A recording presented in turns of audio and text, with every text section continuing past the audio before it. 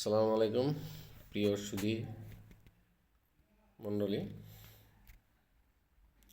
সকলকে সালাম জানাই এবং সকলের মঙ্গল কামনা করি। ওই যে একটা কথা আছে না, যে কাঙ্গালের কথা বাসি হলেই ফলে।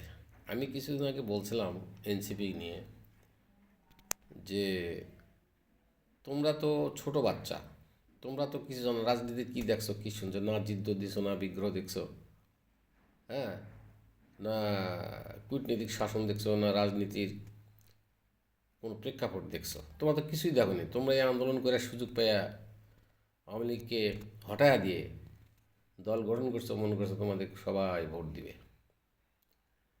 আমি বলছিলাম না যে তোমাদের আন্তর্জাতিক সমর্থন নাই, তোমাদের অর্থ নাই, তোমাদের নির্বাচন করার কোনো অভিজ্ঞতাও নাই, হ্যাঁ, তোমরা মেম্বার চেয়ারম্যান দাঁড়ালেও পাশ করতে পারবে না।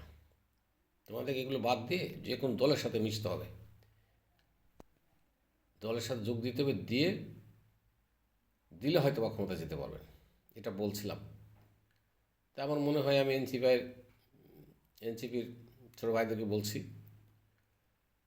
ভাই তোমরা এই কথাটা শুনছো মনে হয় এবং মেনে নিছো, এটা তোমাদের জন্য ভালো, তোমাদের জন্য মঙ্গল হয়েছে, এবং আগামীতে রাজনীতি যখন করবে তোমাদের শিকড় আরও শক্ত হয়ে গেল, ঠিক আছে।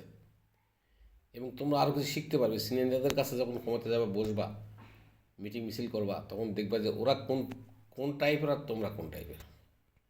এখন কিচ্ছুই দেখোনি, 1-2 মাস আন্দোলন করে মনে করছো অনেক কিছু অভিজ্ঞতা অর্জন করছো। No, there is no experience. তো এটা খুব ভালো হয়েছে, খুব ভালো করছেন, তবে অংশগ্রহণ করে, তবে উগ্র মেজাজটা কমাতে হবে।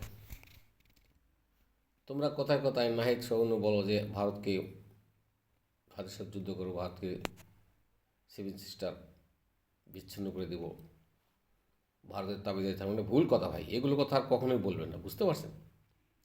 কারণ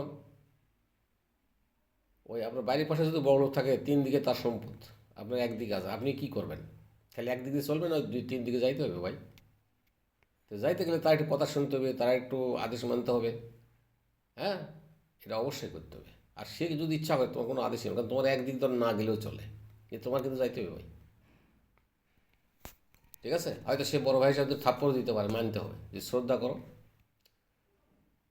আর শ্রদ্ধা করলে সম্মান পাওয়া যায়। তো সেই হিসাবে এই সব কথা বাদ দেন ভাই। কারণ তোমাদের মতো 20-50, 100-200 জন লোকের জন্য বা 2000 লোকের জন্য বা 10,000 লোকের একটা কথায় যদি ভারত আক্রমণ করে, তো কত লক্ষ লক্ষ লোক মারা যাবে জানেন? আপনারা কী দিবেন এই লোকরা? কিছু দিতে পারবেন?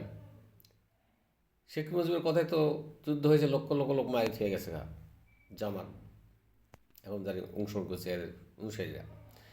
তাহলে কি কি দিচ্ছে জনগণ তাদেরকে, জনগণকে তারা দিতে পারছে কিছু? অনেকের মুক্তিবাহিনীর জায়গা দেওয়ার জন্য পুরা পরিবার বন্ধু ধ্বংস করে দিচ্ছে, বাড়ি করতে মানুষের বাচ্চা কাচ্চা মেরে ফেলেছে। তারা কি বাহিনীর কোনো ভাতা পায়? কিচ্ছু পায় না, পায় যে সিটার বাটপার। তখন তো জনসংখ্যা কম ছিল, 80-85 হাজার মুক্তিবাহিনী ছিল, সেখানে আজকে 4 লক্ষ মুক্তিবাহিনী ভাতা দিচ্ছে। এটা কি অন্যায় না? এটা সরকার দেখে না?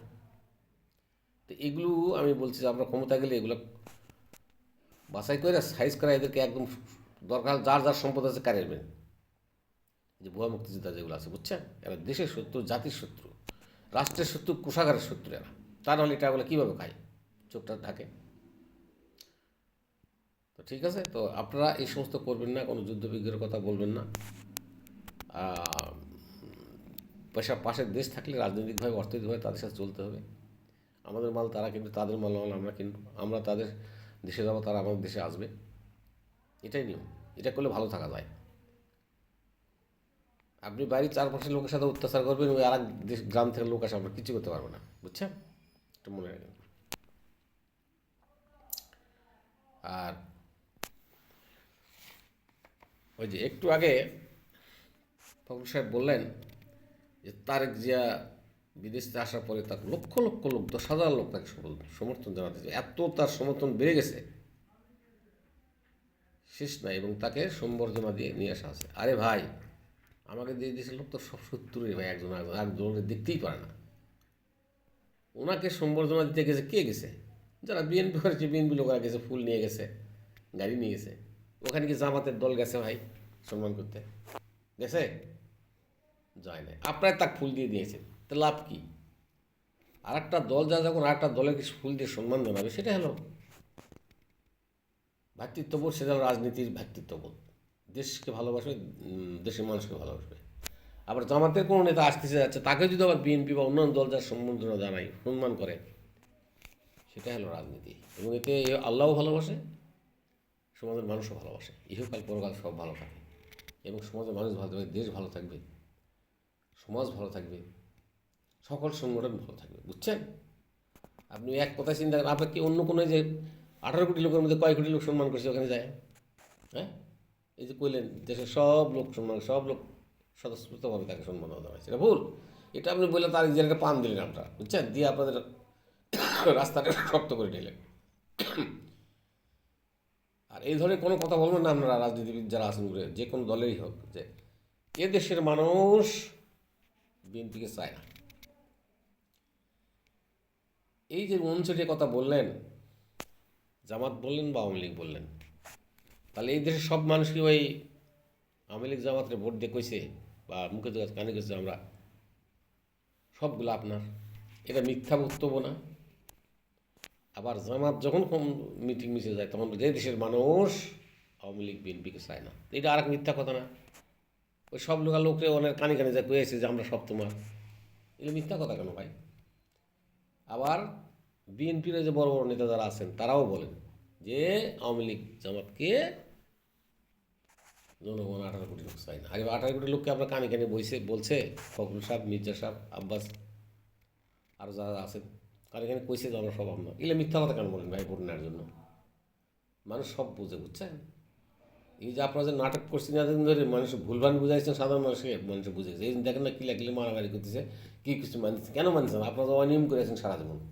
একদল আরেক দলে মারে না, একদল ক্ষমতা গেলে মারে খান, আরেক দল ক্ষমতা গেলে মারে খান, আর জেল দেন, ফাঁসিটা বুঝে গেছে, নতুন প্রজন্ম বুঝে গেছে, বুঝছেন?